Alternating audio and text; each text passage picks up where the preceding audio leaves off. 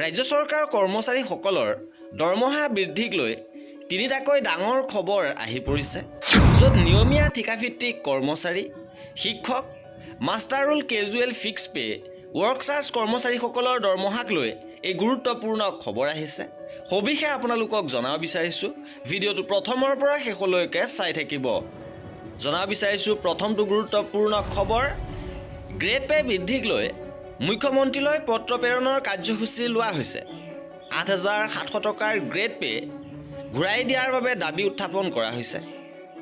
আৰু কাঢ়িনীয়া grade pay ঘূৰাই দিয়াৰ দাবীত পুনৰাই আন্দোলনত নমাৰ সিদ্ধান্তৰ কথা ঘোষণা কৰিছে প্ৰাথমিক শিক্ষক সন্মিলনীয়ে। আৰু 17 ডিচেম্বৰত ৰাজ্যৰ 51টা প্ৰাথমিক শিক্ষক সন্মিলনীৰ মহকুমা সমিতিয়ে জিলায়ুক্ত বা সমজিলায়ুক্তৰ জৰিয়তে এমাহৰ সময়সীমা বান্ধি স্মৰণ কৰক, সমাধান কৰক দিয়াৰ পাছতো কাঢ়ি নিয়া 8,700 টকাৰ গ্ৰেড পে ঘূৰাই দিয়ক শীৰ্ষক স্মৰণ পত্ৰ মুখ্যমন্ত্ৰীলৈ প্ৰেৰণ কৰিছে। ইপিনে প্ৰাপ্যৰ পৰা বঞ্চিত সহস্ৰাধিক বিদ্যালয়ৰ কনিষ্ঠ সহায়ক আৰু বিদ্যালয়ৰ কনিষ্ঠ সহায়কসকলে বৰ্ধিত গ্ৰেড পে 6,200 টকা প্ৰদানৰ বাবে দাবী কৰিছে। প্ৰাপ্য বেতনৰ পৰা বঞ্চিত হৈ আছে ৰাজ্য চৰকাৰৰ মাধ্যমিক শিক্ষা বিভাগৰ অধীনত কৰ্মৰত সহস্ৰাধিক কনিষ্ঠ সহায়ক।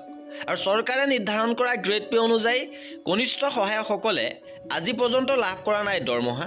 এই সন্দৰ্ভত অসম মাধ্যমিক বিদ্যালয় সহায়ক, বিদ্যালয় কাৰ্যালয় সহায়ক স্নাতক কৰ্মচাৰী সন্থাই মাধ্যমিক শিক্ষা সঞ্চালকক লিখিতভাৱে গ্ৰেড পে 6,200 টকা অনুসৰি দৰমহা দিবলৈ অনুৰোধ জনাইছিল।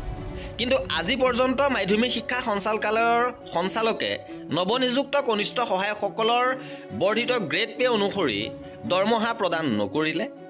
সেয়েহে শীঘ্ৰে এই ক্ষেত্ৰত প্ৰয়োজনীয় ব্যৱস্থা গ্ৰহণ কৰি বৰ্ধিত গ্ৰেড পে অনুসৰি দৰমহা প্ৰদান কৰিবলৈ অসম মাধ্যমিক বিদ্যালয় কাৰ্যালয় সহায়ক স্নাতক কৰ্মচাৰী সন্থাৰ ফালৰ পৰা অনুৰোধ জনাইছে। ইপিনে কেজুৱেল ফিক্স পে কৰ্মচাৰীৰ ঘৰ ভাড়াৰ বানচ 50% আদায় দিয়াত অসন্তুষ্টি, কৰ্মচাৰীৰ সুৰক্ষাৰ বাবে চৰকাৰক ব্যৱস্থা গ্ৰহণ কৰিবলৈ দাবী, মৃত কৰ্মচাৰীক এককালীন সাহায্য আগন্তুক বিধানসভা অধিৱেশনৰ পূৰ্বে দিবলৈ আহ্বান জনাইছে। Casual master roll fix pay কৰ্মচাৰীসকলৰ নিৰাপত্তা সুনিশ্চিত কৰা, মৃত কৰ্মচাৰীসকলৰ পৰিয়ালৰ ভৰণ পোষণৰ ব্যৱস্থা নিশ্চিত কৰা, অৱসৰ গ্ৰহণ কৰা কৰ্মচাৰীসকলক এককালীন সাহায্য প্ৰদান কৰাৰ দাবী কৰিছে সদৌ অসম কৰ্মচাৰী পৰিষদে।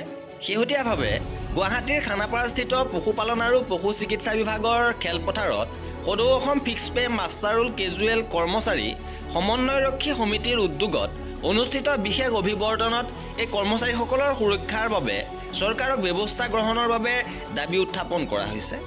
আৰু এয়া আছিল আমাৰ আজিৰ ভিডিঅ'টোত। কৰ্মচাৰীসকলৰ সকলো খবৰ পাই থাকিবৰ বাবে আমাৰ চেনেলটো ছাবস্ক্ৰাইব কৰি ৰাখিব। ভিডিঅ'টো শেষৰলৈকে চোৱাৰ বাবে বহুত ধন্যবাদ।